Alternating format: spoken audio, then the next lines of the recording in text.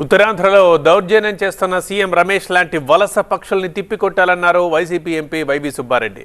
అయితే వైసీపీలో ఉన్న రెడ్లలా తాను ఉత్తరాంధ్రలో భూములు దోచుకోలేదని కౌంటర్ ఇచ్చారు సీఎం రమేష్. వ్యాపారిపై జరిగిన దాడిని మాత్రమే ప్రశ్నించానన్నారు.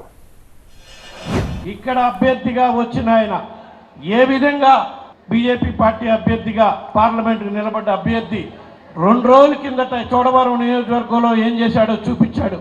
అది ఆయన మార్కు, రౌడీజం మార్కు. అది ఆయన చేయబోయే కార్యక్రమం. అధికారులపై ఏ విధంగా చేయి చేసుకునే కార్యక్రమం చేశారు, అధికారులపై ఏ విధంగా దుష్ప్రచారాలు ఇచ్చేసారు, దాడి చేశారో కూడా చూశారు. అది వాళ్ళ నైజం అని చెప్పి ప్రజలందరికీ తెలియజేయాలి. అట్లా ప్రజల్లోకి తిరబడే కార్యక్రమం చేస్తే మన ఉత్తరాంధ్ర ప్రజలు, మరీ ముఖ్యంగా అనకాపల్లి ప్రజలు ఊరుకోరు. తప్పకుండా వాళ్ళకి తగిన రీతిలో బుద్ధి చెప్పే కార్యక్రమం చేస్తారు. అట్లాంటి వలస పక్షుల్ని తిప్పికొట్టే కార్యక్రమం చేయాల్సిన అవసరం ఉందని చెప్పి ఈ సందర్భంగా తెలియజేసుకుంటున్నాను. రాయలసీమ నుంచి వచ్చినాను, దౌర్జన్యం చేస్తున్నాడు ఇతను.